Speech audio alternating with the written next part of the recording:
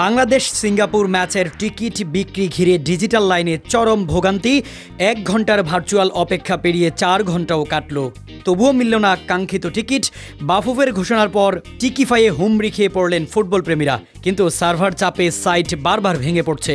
হতাশা আর দীর্ঘ অপেক্ষায় পড়ছে পুরো দেশ।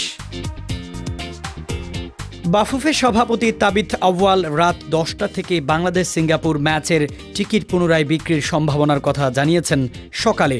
বাফুফে রাত 9টার দিকে আনুষ্ঠানিক ঘোষণা দেয় 10টা থেকে ক্লাব হাউস 2 নর্থ ওয়েস্ট গ্যালারির টিকিট পাওয়া যাবে।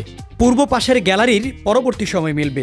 বাফুফের এই ঘোষণার পর ফুটবল প্রেমীরা বাংলাদেশ সিঙ্গাপুর ম্যাচের অনলাইন টিকিটিং পার্টনার টিকিফাইয়ের ওয়েবসাইটে প্রবেশ করেন।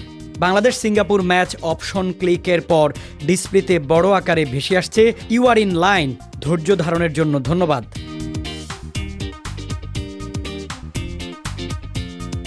বাংলাদেশ সিঙ্গাপুর ম্যাচের জন্য ফুটবল প্রেমীদের তুমুল আগ্রহ।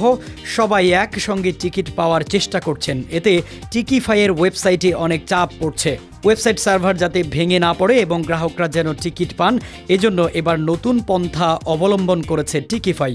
টিকিফাইয়ের Bangladesh Singapore match ticket option click করার পর একটি ভার্চুয়াল অপেক্ষমান লাইন করা হয়েছে। সেই লাইনের ভিত্তিতে মূলত গ্রাহকরা টিকিট সংগ্রহ করতে পারবেন বলে ধারণা করা হচ্ছে।